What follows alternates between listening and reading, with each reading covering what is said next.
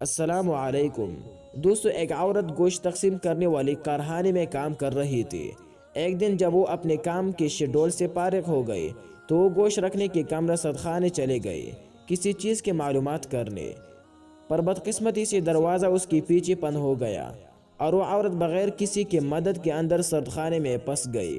اس نے اپنے پوری زور سے چیخا، چلایا، دروازہ پیٹا، لیکن اس کی آواز سننے والا وہاں کوئی نہیں تھا۔ اس کی سانسیں سردی کی وجہ سے روک روک کر آ رہی تھی۔ کارخانے کے زیادہ تر ملازم چھٹی ہو کر اپنے اپنے گھروں کو جا چکے تھے اور خانے کے باہر اس کی آواز سننا ناممکن تھا۔ 5 گھنٹے بعد جب وہ اپنی موت کو بالکل قریب تھی اور آخری سانسیں لے رہی تھی تو اسی وقت کارخانے کی سیکیورٹی گارڈ نے اچانک دروازہ کھولا اور معجزاتی طور پر اس نے عورت کی جان بچائی۔ بعد میں اس عورت نے اس سیکیورٹی گارڈ سے پوچھا کہ آپ نے کس طرح خانے کا دروازہ کھولا، کیونکہ یہ آپ کی ذمہ داریوں میں شامل نہیں تھا۔ تو اس سیکیورٹی گارڈ نے کہا کہ میں اس کارخانے میں پچھلے 35 سالوں سے کام کر رہا ہوں۔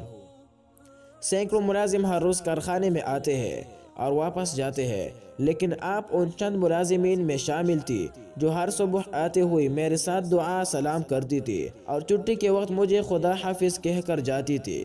بہت سارے لوگ مجھے ایسا ٹریٹ کرتی ہے جیسا کہ میرا کوئی وجود ہی نہیں ہے۔ آج جب آپ صبح اپنی ڈیوٹی پر آئے تو آپ نے ہمیشہ کی طرح اچھے انداز میں مجھے سے صبح بخیر کہا، لیکن چھٹی کے وقت میں نے محسوس کیا کہ میں نے آج میں آپ کی خدا حافظ کل ملاقات ہوں گے والا جملہ نہیں سنا۔